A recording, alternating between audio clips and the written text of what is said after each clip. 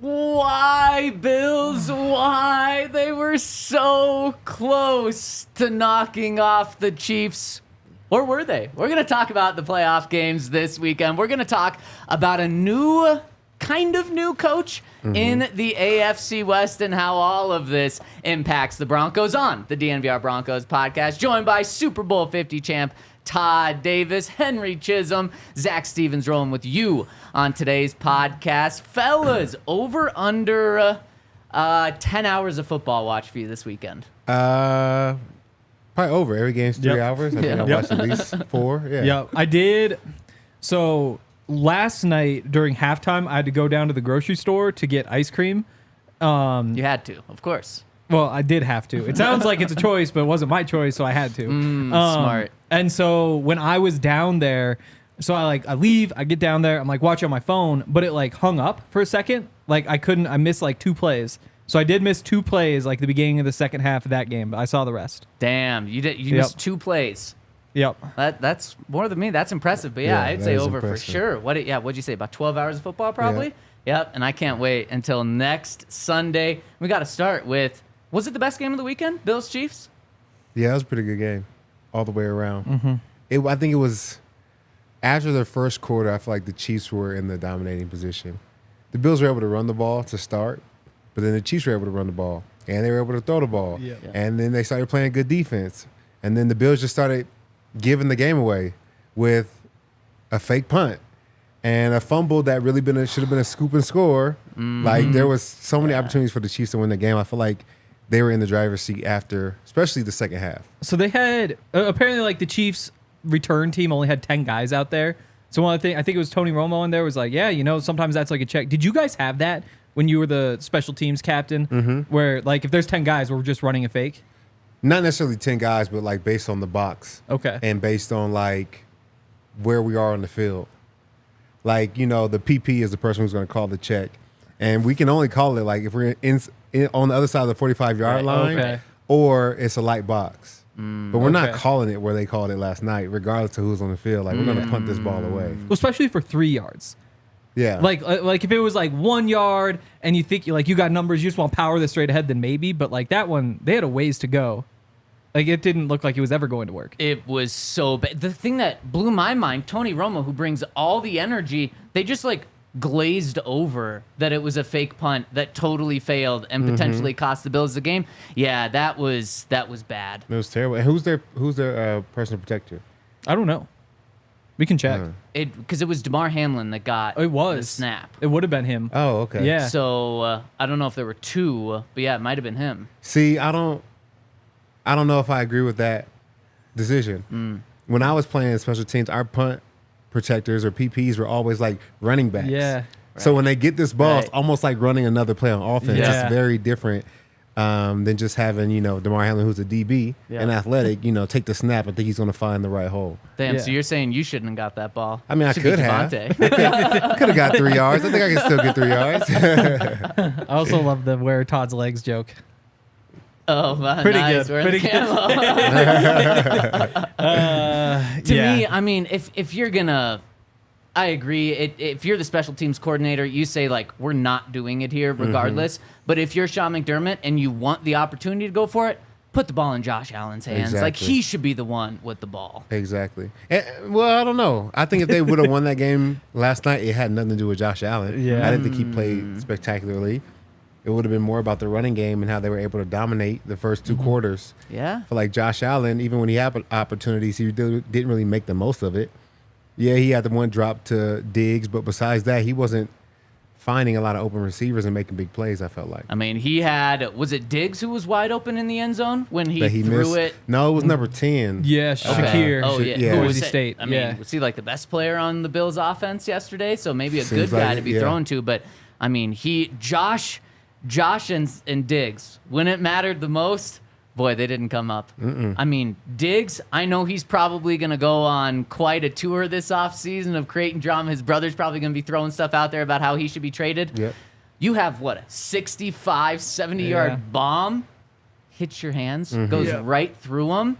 You're part of the problem. You need to play better too. Absolutely. And then, he was also wide open on a drag on that same route where he missed the open receiver in the end zone. Yeah. And that was the time when they felt like they were trying to kill the clock. You don't have to go for a touchdown right now. You just need to keep the ball moving. This will get you a first down. Take the easy money and keep rolling. I think it's everybody at some point. Yeah, I didn't mind him going to the end zone there. Like, I get why you wouldn't, because you want to, like, run the clock down, all that sort of stuff. But at that point, there's, like, 2.5 minutes left or something, right? Right around there. You have a receiver open in the back of the end zone, and you have a chance to go up 4. So you're forcing them to need a touchdown going back. Like, I know it's, like, the too much time and all that sort of stuff, which is true, but the other option is that, like, you wind up with 3 points, and then their field goal can win it, or you wind up going to overtime instead of winning. Like, you do really, really, really want the touchdown there. And when you see him coming open, it's tough to pass up. Now, it's also tough when you just have him wide open right in front of you for like a free first down. And that was a second down, right? I think that was 2nd and 10. So you could have made it a short 3rd down versus a 3rd and 10. So I get the math. I don't mind him going to the end zone there because like it's Josh Allen. Like if you're not throwing that ball, like what's the point of even having him? But I think it's tough. I think there's a lot of plays like that in football because as a linebacker, my coach would always like have this saying like, if you take it, you better make it. So basically, if I'm lined up on the right side and the run is going left, all the O linemen are scooping their blocks to come to me on my left side. There's going to be a lane for me to go back door and potentially make the play. But if I take it and I don't make that play, he can hit his head on the goalpost. Yeah. So my coach would always tell me like, there's a good opportunity here, but if you take it, you have to make it. You can't miss. That's the same thing I feel with that play. Yep. If you take that shot, you have to make it because if you miss, well, now the clock is stopped. Now we have to get this 3rd and 10, or we give them the ball or miss the field goal because it's a 41-yarder. Like if you take it, you have to make it if you're Josh Allen. Yeah. Well, and that's the other tough part is that so the ball like bounced like 8 yards in front of him, in front of the receiver, and he kind of like the offensive lineman kind of like backed into him. Yep. So I wasn't sure if that was like the contact that made him miss or if he kind of just bailed on the throw. Because it almost looked like he just bailed on that throw because it didn't look like he got hit hard enough that the ball wouldn't get there. And if that's the case, like that's not a throw you can bail on. Just like you have to get it to the guy underneath if you're going to make that throw. I have to imagine it's because the pressure, whether the pressure actually hit him or whether he was just worried about it, so he bailed because of the pressure. But the pressure, I think, was Chris Jones pushing Deion Dawkins into Josh. Deion, what are you doing? Did you hear what he did before the game? What? He went up to Patrick Mahomes and said, good luck. As in, like, you're not going to win this. You're going to need luck. So you know what Mahomes did after the game? Good luck. He posted an Instagram with, quote, good luck. Exactly. Why are you doing this? Yeah, like, I don't know. You were the favorite. You were at home. You had things going your way. But everyone knew you're still going up against the guy that's been to 5 straight AFC championships. Why would you poke the bear? Say that to him after the game or when they're down 14 with 27 seconds left or something Say like that. good luck after the game. like, don't do it before the game. Because all of Broncos country wanted to see the Chiefs fall. And we kind of had this conversation before the show, and we put it on pause. It shouldn't have even been this close. Like, Tyler Bass, you got to hit a 41-yard field goal, but it shouldn't have come down. Like, yes, he has to hit that. There's blame on Tyler Bass. We mentioned there's blame on Diggs. There's blame on Josh Allen. But this game, it shouldn't have been this close. Unfortunately, like you said, Todd, it did feel like, oh, man, the Bills are going to do this for the first quarter or so. But then the more the game just went on, the more it was like the Chiefs should honestly be up 14 points right now. This shouldn't be a game. I mean, shame, and we might have disagreement on this, shame on Andy Reid for giving Mecole Hardman the ball the red zone. Like, you got Isaiah Pacheco Travis Kelce, I trust, and Patrick Mahomes, I trust those 3 guys so much. Don't give it to me, Cole. I think you have to use them if they're out there. Who are you if gonna they're give it to? starters, Yeah, exactly. Like you Isaiah have to use Pacheco them. or Travis Kelce. But you You can't- think about the Bills. You think about the Bills and how they were able to get in position to even have a chance to tie the game. They were using, what was number 10's name? What's his Shakir? name? They were Yeah. using Yeah. Shakir. You Yeah. got Yeah. Stephon Diggs, you got Kincaid, Yeah. you got Knox, and you got Josh Allen, but you're going to use, because this is the one player you're not expecting to get the ball. Yeah. And if you're out here, you got to make plays. You can't Yeah. just be out here suited up, looking good with your gloves on Yeah. to be out there running routes on air. At some point, we need you to make a play. You know, you Just got to not bring then. something to the table. Oh my gosh! And Todd, you aren't in offensive meetings, but does every team? Because I feel like Bill Belichick first got like all the praise for this, and then Andy Reid said it after the game. But is it preached in every single locker room that you do not reach the ball out unless it's like a 4th and goal situation near the goal line? Absolutely. I mean, it's preached in team meetings. So even defensive players know, like, if you get a pick 6 and you're going and it's close, we'd rather have you go out unless it's like a game-winning, game-tying play. Yeah. You don't reach it out. There's no point. Especially then it would have been 3rd and inches. Yeah. Like, we're going to Yes. put this ball in the end zone. Like, don't Yes. worry. Yes. That's why you don't give him the ball. You can't trust him. Did you see, was it Dre Greenlaw? I think it was Dre Greenlaw for the 49ers who got like 2 interceptions, and both times the like returns were just insane. Like the last one, they had won the game. Like, he just needs to go down, and the whole time, like, he's like zigzagging. The one before that was even worse. Like, he's just all over the field, going back and forth. He's about to go down. And it looks like he's trying to hand the ball off to another DB, and you're just like, what the hell are you doing? like just you did your job. Just be happy with that. Yep. I know that drove Kyle Shanahan nuts after the For game. sure. For sure. Is that something that's preached to you guys too? What? Defensive guys specifically, like in end of game situations, if you make the game winning play, don't blow it. Just go down. Yeah, but I mean, I'm not listening to that. It's about one time to shine. We have the game. Like, if I fumble it, they get it back. They're not going to score. yeah. So at least I got to get in the end zone or try. You know what I'm saying? I know I'm supposed to go down, but nah, I got to try. You did it too. Yeah, I got in the end zone though. That's the key thing. You That's gotta it. score. That's it. I just saw a wild comment come through that Ooh. I want to pass your way. Honestly, I didn't think that this was going to be brought up today at all. And I definitely disagree with it, but I want to know if you guys do as well. But you got to check out our friends over at Bet365 before we get into that, and use the code DNVR365. Man, this Sunday, this is like the most excited I've been for a day of football, non-Broncos day of football, in so long. I think both of these games, Ravens, Chiefs, and then 49ers Lions, is going to be awesome. And so you're going to want to make sure that you're in on the action over at Bet365. Use that code DNVR365, and you're going to be able to choose one of 2 things. They're going to give you a free bet safety net up to $2,000 of your first bet. If that loses, you're going to get up to $2,000 in bonus bets back if your first bet loses. Or you bet $5, they're going to give you $150 in bonus bets when you use that code DNVR365. So get in on the championship games this weekend. Of course, you can also bet on anything over at Bet365. So use that code DNVR365. Must be 21 and older, physically located in Colorado. Please gamble responsibly. If you or someone you know has a gambling problem, wants help, call or text 1-800-GAMBLER. And check out our friends over at Game Time. If you want to be in the building for championship weekend, it's going to be phenomenal. The best way to get your tickets is through Game Time. And they have a Game Time guarantee, and that means you'll always get the best price. If you find tickets at the same section and row for less, Game Time will credit you 110% of the difference. You can't beat that. Go check out our friends over at Game Time. It's really best to really wait to the last second to get your tickets on Game Time, because the longer you wait, the better the pricing is going to be. They have all-in pricing. You don't have to worry about fees when you get to your cart. You can take the guesswork out of buying tickets with Game Time. Download the Game Time app, create an account, use the code DNVR for $20 off your first purchase. Terms apply. Again, create an account and redeem code DNVR for $20 off. Download Game Time today. Last minute tickets, lowest prices guaranteed. So I can't see who left this comment, but someone said, do we still regret not drafting Josh Allen? I think you still have to. A little Yes. bit. Just to be Of in the course. Yeah, just to be in that position. Like, even if you're losing, like, you're in a position to where we're either in the AFC Championship game or have the opportunity to go to the championship game. Like, I think he still would have been a good piece of our puzzle. Is Josh Allen the GOAT in the NFL right now? No. But is he a top quarterback that, like you said, Todd, gives you a shot, is giving you a home playoff game come January? Yep. Yes. And what is he, 27 or something like that? Yeah.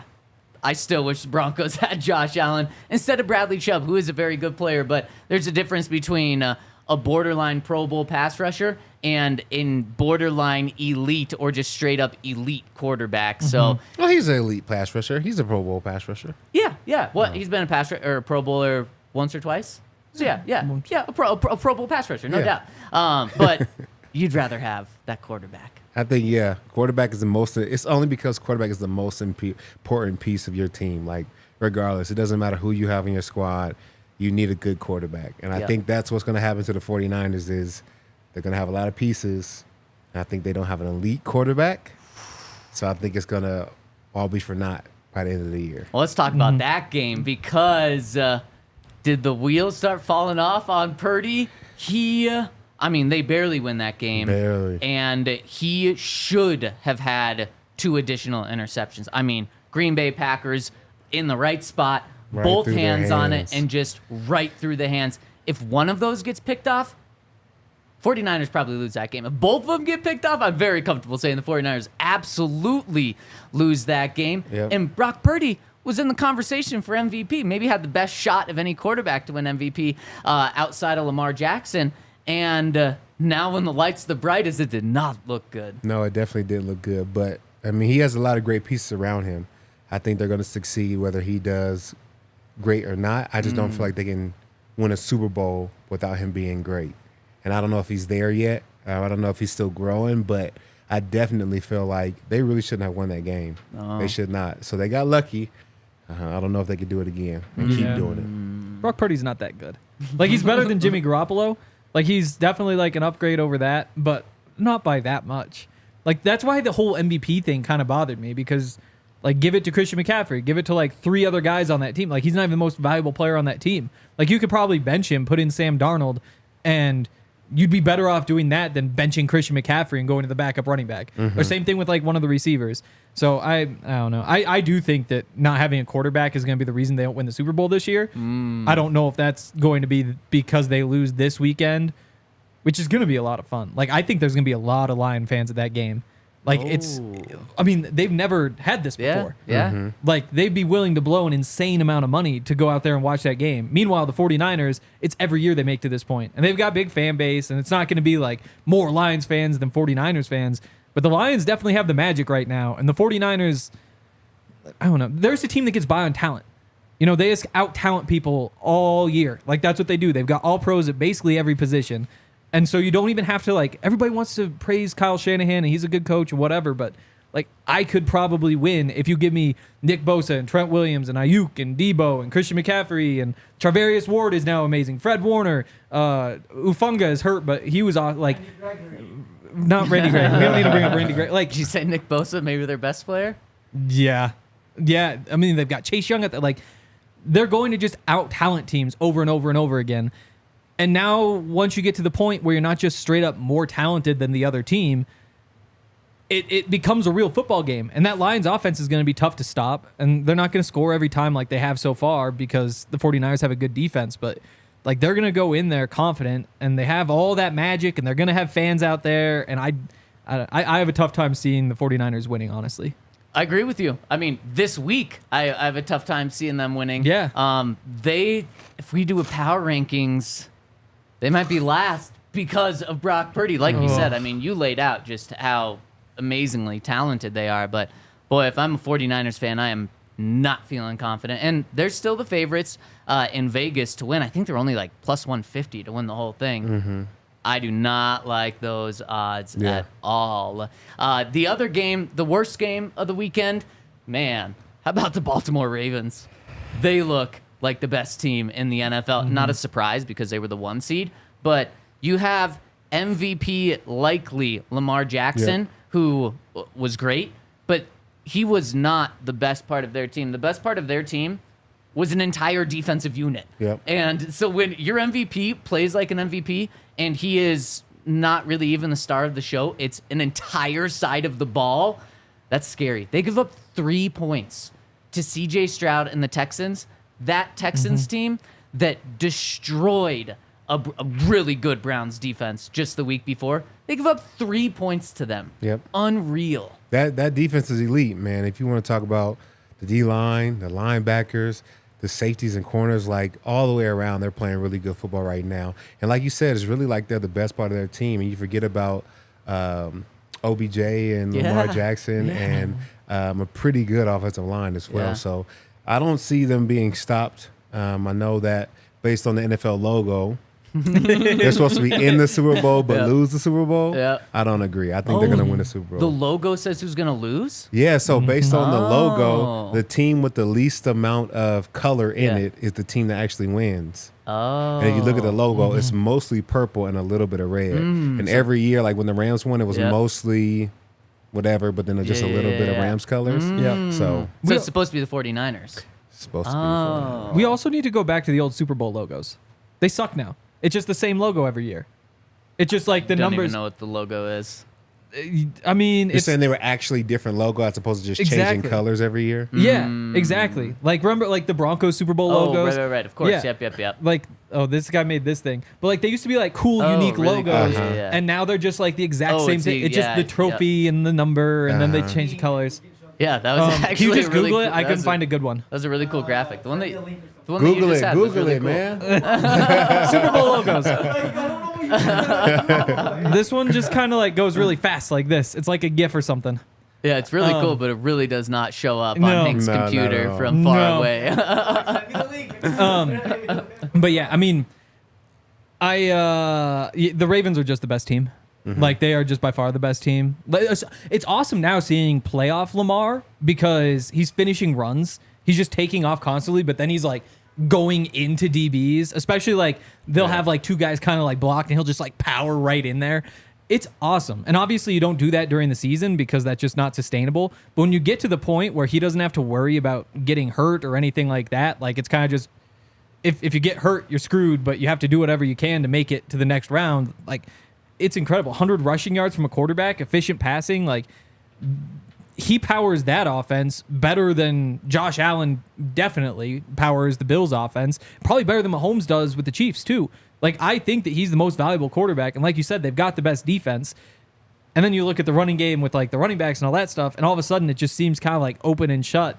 They are the best team. Now it's football, so like they could screw up, but it does look to me like they're by far the best team left. Yeah, and they were missing 2 of their best 5 players in this True. past game, and they're likely going to have both of them Yes. back. They didn't have Mark Andrews, who looks like he's going to be back next week, who's maybe Lamar's best weapon or most comfortable weapon or most important weapon in the passing game. And they didn't have Marlon Humphrey either. Shout out Ronald Darby, your former teammate?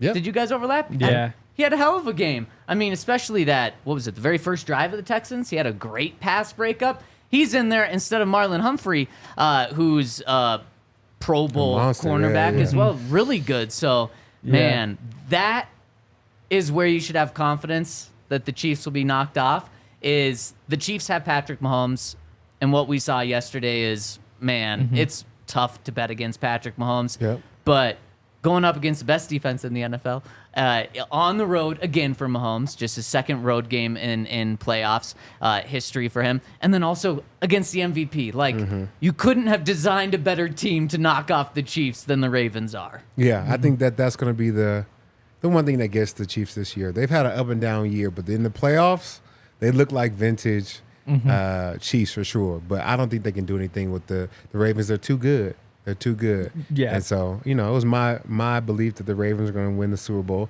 You picked the Bills? I forgot. Oh, I got to say one more thing. I went 4-0 this week. You did go nice. for it. There I you don't know go. who else went Sweep. 4-0, but I don't think let's anyone get the did. brooms out. I was 3-1. But yeah, I mean, this week, first of all, the Chiefs aren't just going to run Pacheco for 7 yards a pop against the Ravens. Right. Like, that's No. not going to happen. Yeah. Like, all those shotgun runs, all of a sudden, it's like 2nd and 2 every single time. Like, that's just not going to happen. You're going to need Mahomes to do the Mahomes stuff. basically every play. You're going to need Travis Kelce to continue to not drop passes, which is possible. But you're also going to need like Marquez Valdes-Scantling to not be what he was this week and be what he's been for the other like 26 years of his life. And so there's so many things that the Chiefs could just like screw up that I feel good about. The other thing with Mark Andrews coming back is that if I'm the Ravens, I'm giving him the chance to have like 5 catches for 75 yards and a touchdown on the first drive. Like the way the Ravens came out, like they kind of like almost just like felt their way into the game. Like they started kind of slow. It's like handing stuff off. It's being kind of conservative. Now you throw Mark Andrews in, like you're just calling like almost like 2-man game, Mark Andrews, Lamar Jackson for that whole first drive and see if you can just get him started hot. And I think that it should work against this Chiefs defense. Like you should be able to just feed him right off the top and then they have to like overload the middle. The edges start opening up. Like having Mark Andrews back, that's probably their best skill position player. Like obviously outside of Lamar, like you put him on that team, all of a sudden that offense should just get going from the start. Yeah. And you know what's crazy? 3 of the 4 remaining teams have, this isn't actually that crazy, but have the top 3 defenses in the NFL in terms of scoring. Does that remind you of something? Super Bowl 50. Exactly. Exactly. Good teams typically have good defenses. The one team that doesn't fit that, so Ravens are 1. I think 49ers are 2, and the Chiefs are 3. So the Chiefs also have a really good defense. The team that doesn't fit that is the Lions. And I think the biggest question for the Lions is, will they be able to take their game on the road? Because all the reports are that, I mean, Detroit's just been absolutely electric. I think the commentator said they've never heard a place as loud as when their defense is on the field, and then it's quiet. Well, and then it's quiet. Maybe the Montana fans aren't as smart as the Detroit fans. And it's quiet when their offense is on the field. We know that it was going to be hard to beat them, and now they got to take that on the road. But they handle business. It was a close game, but I always felt like the Bucs really were never going to win that game. I didn't think they were either. One thing I am interested to see is how Jared Goff comes out and plays, because I was hearing a lot of reports about how the crowd chanting his name before the game like calmed him down. Yep. And I wonder how he handles not having that. Yep. You know what I'm saying? Now like you're in enemy territory. Yep. Nobody's screaming for you. All the pressure's on. Yep. This is the game before the Super Bowl. What are you going to do? Yep. We'll see. And then the other thing with the Lions defense, like it's not a great defense by the big numbers, but they do have the number 2 rushing defense, number 3 in yards per attempt. So like they can load that box up and stop Christian McCaffrey, or at least they have a good chance at it. And what does that mean? The secondary's weak, but you're just asking Brock Purdy to go pick them apart and go blow for blow with Jared Goff. I like Goff in that battle. Yeah, man. And Dan Campbell and Kyle Shanahan couldn't be like more different prototypes as coaches. Yet I think from everyone that I've talked to that's been around either of them or just hearing things, they're both such lovable guys to play for. Obviously, Kyle Shanahan's a great offensive mind. Dan Campbell's like the ultimate motivator. I'm so excited for these games. And we're going to give our picks later in this week. And there's also other news. We got kicked off. Football got kicked off this week a day before games started by the Raiders officially hiring Antonio Pierce. Are you guys worried about that? Is this bad news for the Broncos, or were they drinking celebratory Breckenridge beers over the weekend? And if you want to get yourself some Breckenridge beers, check out our friends over at breckbrew.com, where you can get Breckenridge beers all across the country, and you can find out where to get the official beer of DNVR over at breckbrew.com. Top left-hand corner is going to be a beer locator where you can not only see where you can get Breckenridge beers, but you can see where to get Strawberry Sky Broncos Country Ale, some hoppy beers, also some Michael Porter Juniors if you want as well. Michael Vanilla Porter Jr. Vanilla Porter as Jr. well. Yeah. They don't sell Michael Porter Jr. You can't buy him. No, you can't. So check out our friends, breckbrew.com, the official beer of DNVR. Go check out Circle K, too. They've got a bunch of good stuff. I've only had the chips from over there. I haven't gotten around. I guess I had one of those chocolate-covered raisins, too.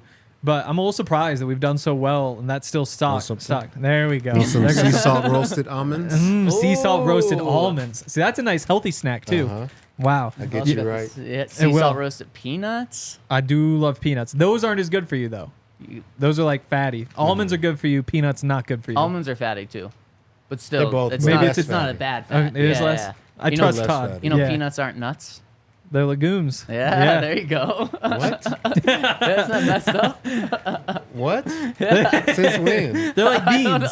Huh? They're like beans. No, they're not. I agree. No, it's like the same thing as like the tomato thing. Right. It's a like fruit. a tomato's a fruit, and it's like, well, nobody eats it like a fruit. The peanut is the only nut with nut in his name. Everything else is a cashew, Walnut. almond, Walnut. walnut. Yeah, you're gonna tell me that's not a nut? Are we Brazil sure nut? walnut? Is walnut a nut? I Or have is it no also idea. a You seem legume? like you're the nut expert. You're the fun fact. I only know that one. There's a whole bunch of there's a bunch of cool stuff at Circle K that we have been eating through. There was actually a whole pile over there that's dried up because the Nuggets and Avs guys were here all weekend for their shows. That's how the Breckenridge Distillery got opened, huh? Yeah, apparently.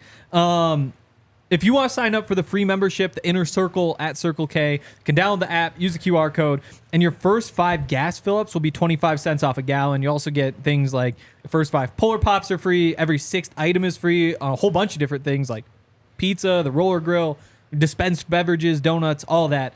So go check out Circle K. It's our favorite spot to go get snacks and gas because you can get it for that discount too. All right, really quick shout out to our guy Pat Surtan and Marvin Mims for being named All AFC by the Pro Football Writers of America. No one made their All NFL team though. No Bronco. Wow. So Justin Simmons snubbed from the All AFC team. I think all 3 of these guys are Pro Bowl starters, so probably snubbed from the All NFL team as well. But just another award for Marvin as a rookie and another award for Pat, who just continues to rack him up. We know he doesn't have space in his house for these anymore. Yeah. Probably asked him not to put him on that one. right. I got too many awards here. Will Antonio Pierce bring awards to the Las Vegas Raiders? What do you think about this move? I think it's a great move for the team. I think they have tried every coach possible, from Josh McDaniel to John Gruden Yeah. to Jack Del Rio. Like, they tried every mix of long tenure coaches, successful coaches, Super Bowl winning coaches, hard-nosed coaches, and now they have a coach that's like a player's coach and brings a lot of energy. I think they should definitely give him a try. And they played like with a different kind of level of intensity. I think the second half of the season. So as far as for the Raiders organization, I think it's good.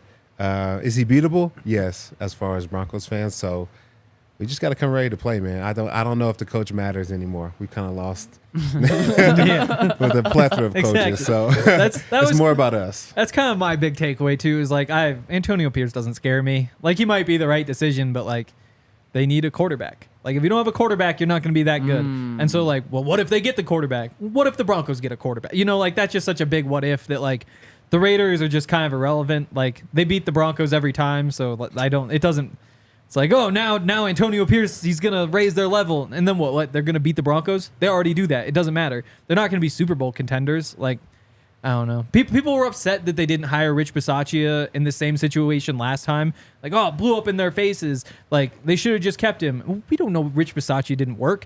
Nobody was holding Mark Davis's hands over the fire saying, like, well, either you hire Rich Bisaccia or you hire Josh McDaniels. Like, they weren't forced. The problem wasn't not hiring Rich Bisaccia. The problem was hiring Josh McDaniels, who we all knew sucked. So they could have gone out there and gotten like Jim Harbaugh or whoever and gotten a good coach. I don't know. It's no big deal. It is crazy to me, though, that he was like the fall guy at Arizona State for all of their recruiting violations during COVID, when like they were just like sneaking recruits into the facilities, when on-campus recruiting wasn't allowed. And Herm Edwards was like, it wasn't me. Like, it was that guy. He got fired from Arizona State like 2-3 years ago. And now he's an NFL head coach, which is pretty ridiculous, but good for him. You know, it might be even more ridiculous is now Herm Edwards is like a consultant for him. So they probably had a deal. Oh, like, yeah, they're guys. Herm was They're like, boys. hey, you take this for me because I'm higher up. You take the fall and then you'll hire me to be a consultant later. Like, wild. Yeah, clearly they're guys. Yeah, for sure. And I feel like he's not the first coach to do something crazy in college. Oh, yeah. Every NFL coach has done that. Look at Jim Harbaugh. Oh, look at Pete Carroll. It's been a lot of them. But I think that usually former players do pretty good as head coaches. Look around the league at D'Amico Ryans. Yeah.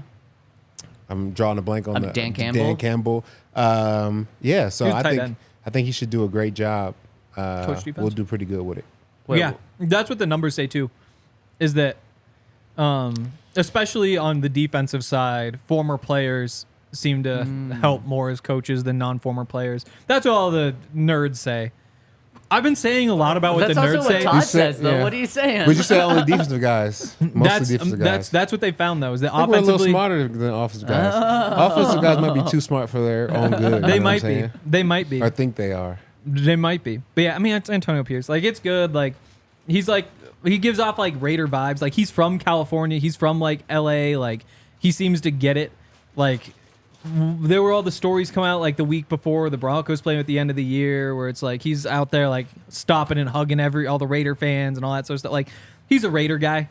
Like, he gets it. He'll bring that culture back to what it should be. But what that culture is kind of like, what did they ever do, you know? So It's the Raiders. let's put a grade on this. I would, Henry's shockingly said a lot of good points here. Wow. I would put a B on this. It's the almonds. The Raiders, like, didn't really have a choice. When Maxx Crosby, your best defensive player, maybe just straight up your best player on the team, comes out, and I don't know if he said word for word, but he very much hinted at this. If you don't hire Antonio Pierce, I am likely going to request a trade. You don't have to give in to that, but let's say he does it. We also know Davante Adams was a big fan of Antonio Pierce. So if Maxx Crosby wants out because you don't hire Antonio Pierce, then Davante Adams wants out. If you have no talent on your team, good luck. I don't care what coach you are. But why I'm giving this a B instead of an A is Antonio Pierce going to fix the quarterback problem? And until they have a quarterback, they're just like any other NFL team that doesn't have a quarterback. Doesn't really matter how good your head coach is. Antonio Pierce, I think, went 6-5 down the stretch. After a team fires their head coach, to have a winning record as an interim head coach, really impressive. But it's not like he was 8-2 with them or anything where it's like he could win regardless of the quarterback position. Maybe Aiden O'Connell's it. If they really wanted to take the big gamble, they would have hired Jim Harbaugh. Because if anyone can find the quarterback among these coaches that are available, it's probably Jim Harbaugh. And you lose potentially Maxx Crosby and Davante Adams in the locker room when you do that. So that's why it's a massive risk. But he also has the upside of potentially if you hire Jim Harbaugh, you're showing these guys like, hey, we're spending a lot of money to go get a really good head coach. Hang with us. We're also going to get the quarterbacks. That would have been riskier, but a higher ceiling. But I mean, I feel like they just didn't have an option. They had to go Antonio Pierce. And I do think Antonio Pierce, unfortunately, it is a really good coach. Yeah. Just the way he's really got that locker room going. Yeah. I think it's an A for them. I think they could have made the wrong decision and went and got somebody else and lost the locker room and still need to get a quarterback. And what this is telling me is like now they're just one quarterback away. Like they have their Just head like the coach. Broncos.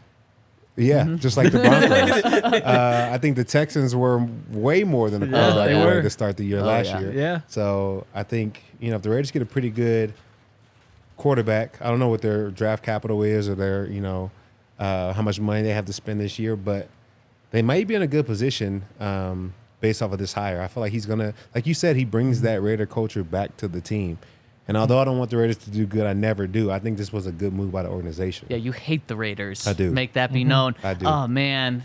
You said Houston Texans, and then that comp scares me way too much because, DeMeco Ryans hell of a head coach. Yeah. We've seen flashes of that from Antonio Pierce. And DeMeco Ryans, not a quarterback whisperer. And what they did with C.J. Stroud, incredible. So, yeah, you don't have to be a quarterback whisperer as a head coach in order to develop a young guy. Yep. Also, good question. Who's the Raiders GM? So they're still searching, but they have interviewed Kelly Klein, who got married and now has full another name. last name that I just realized I don't know.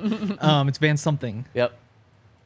But Kelly Klein, who came over from the Vikings with George Payton, right? Yep. And has been kind of like the number 2 for George with the Broncos.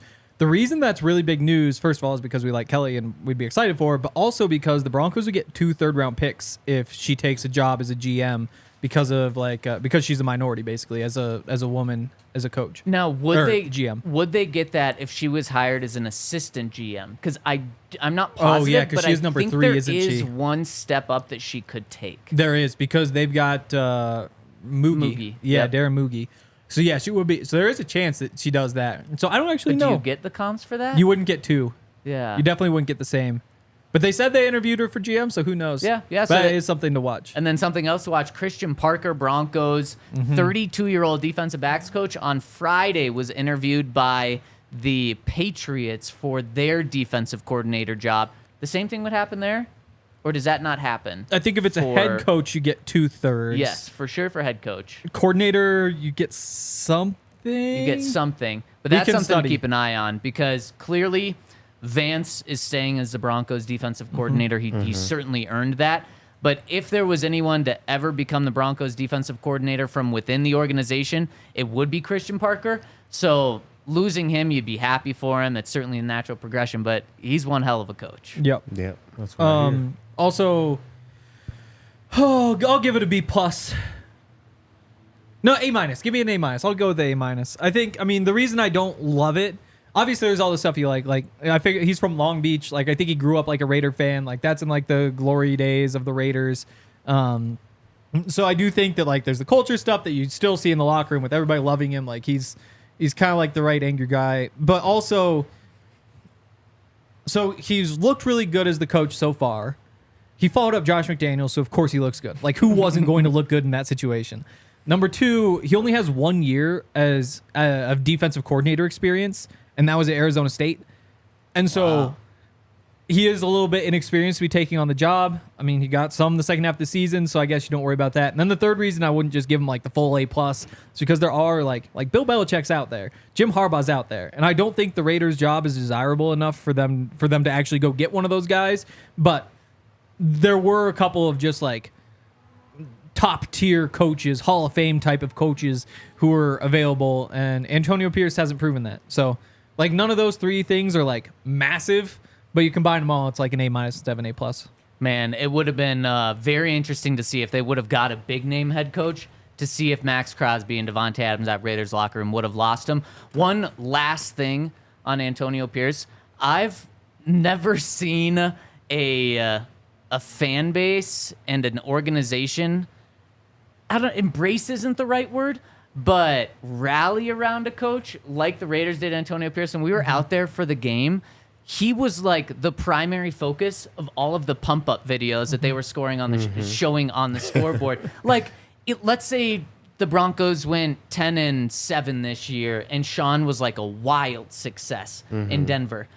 Even then, or like Mike Shanahan, who's loved in Denver, or Gary Kubiak, like great coaches that are loved in Denver have never been like the guy pumping up the crowd is like the focal point. You got the players doing that. Like, that's who's on. And the fact that it was Antonio Pierce, it was like, this is so crazy. And I think that speaks to more than just he got the locker room. He got the entire fan base. So not only do you lose the locker room if you don't hire him, you probably lose a lot of the fan base because of how he relates. But it's just so crazy seeing a head coach be the dude that's featured to pump guys up and pump the stadium up, because I've just never seen it before. It says a lot about him as a person. Uh-huh.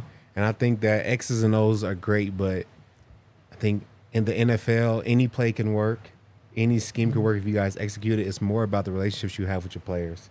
I think that's what they're going to get from Antonio Pierce. He's going to have great relationships with those guys, and they're going to play harder because of it. The X's and O's are kind of going to work themselves out. I mean, unless you're like Andy Reid or another like crazy-minded like Shanahan or something. genius. Yeah. Like most of the X's and O's, we're running cover 3, running cover 1. Like, this is what we do. Right. We got to execute, and I think you're execute at a high level because of how hard the guys believe in what you guys have going and believe in the game plan. Yeah, Dan Campbell. He's like the Dan Campbell mold. Yep. And boy, would I want to play for Dan Campbell. Yep. Except in training camp. I don't really want to tackle all training you're camp. dead. Dan. No, not me. No. Imagine 2015 though. It's like fourth quarter, third down, and like on the big screen, the Broncos just put Gary Kubiak. Just like, Exactly. like it'd be crazy. Hell yeah. This one's for cool. Yeah, exactly. It's crazy.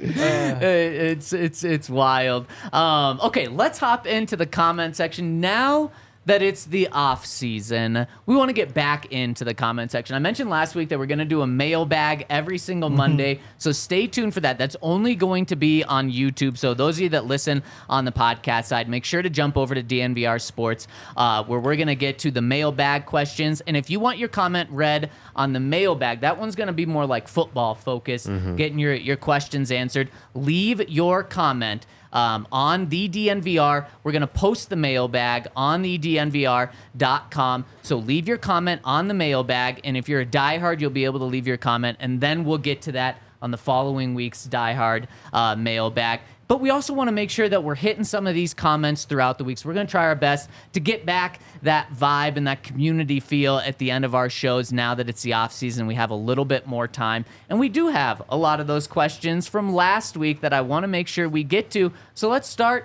from our friend Broncos Only. He says, I haven't been commenting since week 2 because the season's been so demoralizing. But when they started to turn it around, I felt much better. He says, your podcast is better than ever. It has always been great, but the addition of Todd Davis has taken it to the next level. Todd is a true insider with both credibility and humility. On top of that, I think that Hank is shockingly underrated. I find myself agreeing with takes that Hank is getting this crap guy's for. smart. Yeah, I'm not quite sure. Zach is the captain of the ship. You're right, he is smart. Yeah. With the dude, without you would be adrift. And even Yahir deserves a shout out for making the pod awesome. Oh, you're getting Yahir to smile. Yahir represents the audience and chimes in with questions and answers that we are all thinking. I'm looking forward to an awesome first half of the offseason. Broncos Only. Why is it going to be just an only awesome first half of the offseason? What catastrophic thing is going to happen to make it bad in the second half? We get to talk about the draft and free agency. And then it dries up. Oh, and then it dries up. Yeah, I mean, hope so. I hope that's fair. what he means. Yeah. Yeah, and then the dead cap hits, and then it all... Yeah. Yeah. Broncos are back, by the way. The Broncos, Sean Payton and the coaching staff is back, so maybe we find out about Russ's future this week. Maybe it takes a couple of weeks, but Sean, if he holds true to his word, he said, we're going to let Russ know when we know, and we're not going to drag this decision out. I would have to think, if you're thinking about the future, you probably start with quarterback in meetings this week. So maybe we find out as soon as tomorrow that they're deciding to move on from Russ, or maybe they keep that decision internal for a little bit. So stay tuned for that. That's really the only thing that could happen in the next couple of weeks. Next one coming in from our friend Nash Bronco. He's got a pod topic suggestion. He says, would love to hear more about how keeping a staff together impacts the players in the locker room. I know Todd was part of both scenarios, a clean sweep and retaining most or all coaches. This is the first year in a while that it seems like all the coaches and staff will return unless they get poached. What have we heard from this? So Todd, how big of a difference is it? I think it's a huge difference. I think you have continuity with the coaches and players that were there last year. And then usually I feel like those positions play better. So even when they do a clean sweep and they keep like an offensive line coach and DB coach, when you look at the film from the next year, those two groups usually play better than the rest just because of continuity and having like a good relationship with that coach that's still there. So that's what I'm hopeful for. And one of the reasons why I felt like even after week 5, they should keep Vance because just cycling in and cycling out, you're going to have a learning curve. You're not going to be your best. It's going to take time, and you need that continuity from year to year to be your best. What's the most angry you ever were about a team either keeping or getting rid of a coach? I don't know. I don't think I ever was. No? My linebacker coach was with me the entire time. Well, after he came my first year with Kubiak. So my linebacker coach stayed through all the coaches. So I was good. That was my guy. We were rocking together, and I was able to keep it. We had a good relationship. Everybody else that came and went. And then also other guys I like Bill Kolar was there the entire time. Montana State. Hall of Fame. Montana State. Yeah, we don't love that part. Speaking of Kolar, did all the players love him, or because he had a very different style of coaching where I know like at least a lot of the defensive linemen that played for him absolutely loved him, but I would think that wouldn't vibe with everyone. Everybody loved him. Everyone loved him. Unless you were a rookie defensive lineman. Then you hated him until like that third year because he was on your head if you were a rookie D lineman. But he was cool with everybody else. Damn, that is impressive Yeah. to have that sort of coaching style and be loved. Mm-hmm. That's like maybe one of the most difficult things to do. But he's not lying, and he's not like coming after you. Right. He's just speaking the truth. Yep, yep. And if you can't handle it, you can't handle it. Yeah, You know? You probably shouldn't be playing football, Exactly. right? Exactly. So am I picking this up right, that the position coaches kind of matter more to players than the higher you get up, like the coordinator or the head coach? That's the position coach is the one that really impacts you guys the most? For sure, because that's the one we're in the meetings with day in and day out. Yeah. He's the one always like critiquing our work and making us better. He's kind of like the liaison between the coordinator and the players. Yeah. So most of your communication is with your specific position coach, unless you have a coordinator that also coaches the position. Then that changes things. But most of the time, your position coach is the guy that you talk to the most, the guy that you get your questions answered from, the guy you communicate with. So for sure. This is really eye-opening from my perspective, because this kind of reminds me of the cash versus salary cap that we talked about earlier, where like I didn't realize that, of course, players only think of the cash, while outside of the organization, you only think about the cap. Here, it's like the head coach and the coordinator, from an outsider perspective, that's the most important thing by far. But from a player's perspective, it is the guys that you deal with the most on a not just day-to-day basis, but hourly by hourly basis. Yeah, Yeah. for sure. Then, like, talking to some of the offensive linemen about Zach Strief, the new offensive line coach, they say, like, that's the big difference. And I know, like, people don't think the offensive line was good this year, and the metrics would say they were one of the best, and you have to remember that most offensive lines are terrible. But what they were saying, like, in particular, a couple of them brought up how helpful he's been for Lloyd Cushenberry and identifying the protection, or identifying the mic, saying the protections, all that sort of stuff, and that basically every play, everybody was set up properly to block the play because Lloyd got taught the right way how to get them all set up. Wow. And Lloyd has been around Mike Munchak too, so that is true. That's very high praise. Lloyd, according to Pro Football Focus, Todd's favorite, Lloyd is they project his contract to be 4 years, $14 million per year. Wow. So Yeah. if Zach Strief did help Lloyd that much, Lloyd might want to set some aside for him. gift. And last year it was like $8.5 million for 4 years for Dalton Reisner, Yeah. who true. unfortunately didn't even get a job and wound up with like $2.9 million on 1 year after the season had started. So that's Pro Football Focus. Right. Well, that means Lloyd will get double that, right? Yeah. Yeah, so there you go, Yeah. $4 million. Yep. And last one on the comments for today, coming in from KW7, says, when are we seeing Henry get turned into dust by Singleton? Okay, well, hopefully I don't get turned into dust. Hopefully I'm still just like a person. But I don't know. That's something we'll have to figure out at some point. It is something that we're going to figure out this offseason. Honestly, the sooner the better. I don't want Alex getting rested Stronger. up. You know? Yeah, so I guess he was playing well at the end of the year. So I guess he didn't look out of it, but you hope that there's like a little drop off for like a month as he's not really focused on football. So like a month after the season is probably the sweet spot. Because that's when you said like you start like working out again, Start getting ready to go. training, Yeah, so I want him at that lowest point there. Well, how about this then? You said, Todd, that you started working out right after the Super Bowl. If you didn't make the playoffs, Yeah. if Alex is in Vegas for the Super Bowl, we're going to be great there. time. I mean, that's like peak time. That's a month after the season's been over, right before he starts working out again. Yep. That could be it. That could be it. We'll have RG I could out drink there. one of those really big hurricanes that you get in the big old tubes. Oh, yeah. Get loosened up, make sure I'm Yeah, good to if go. you get drunk, you're like it's like the car accident. Exactly. The drunk Right. person's Yeah. always fun, Yeah, yes. which is sad, but It you is would sad, feel it yes. less. Your body would just, Yeah. you know what I'm saying? Exactly. Go in. Yeah. You're just So you want to be limp. Alex, does Alex have a couple of those too? Or Oh, is I would he pray sober? that he would. Like I hope so. I'm buying him whatever he wants before that. So maybe that's when we get it done. Maybe. Super Bowl week, because he was out there last year. He was. Maybe he'll be out there again this year. Yeah, I'd be curious. I'd Yeah. imagine they're having a Special Olympics camp. Yeah, They I would always think do. so. And I would imagine And he's he's a like great top of the advocate. list because he's always doing that stuff. Yeah, exactly. So maybe that's when we get it dialed up. So you're going to want to make sure you're rolling with us Super Bowl week. That's not next week, but the week after. We're going to be in Vegas for the Super That's Bowl. pretty crazy. We're going to have, we had 17 guests on throughout the week last year. Probably going to be even more this year, so stay tuned. And do we have any super chats before we get out of here? Yeah, here. No super chats. Any final things you guys want to say? Any final thoughts on the weekend? 4-0, baby. Yeah. Every time I see Chris Sims on one of these broadcasts, because there's like a lot of NBC games now, I'm like, oh yeah, he's like, he's our guy. He's awesome. Yeah. When he came on the show last year at the Super Bowl, like, he was really good. And then you hear him there, and you're like, he really just wants to say fuck a whole bunch, but he knows he can't on TV. Yeah, we'll have to get him on again. Oh, we're going to have to get him. Not only was he awesome and brought great energy, but he also said exactly what the Broncos are going to do. He said when free agency opens up, they're going to, earmuffs, go out and get a couple of big fuckers for Sean on that offensive line. Within the first hour, they signed 2 guys on the offensive line. So excited for that. Excited to see Cody out there in Vegas, our guy, Cody. Thank you all so much for rolling with us. Hank, do you have one more thing?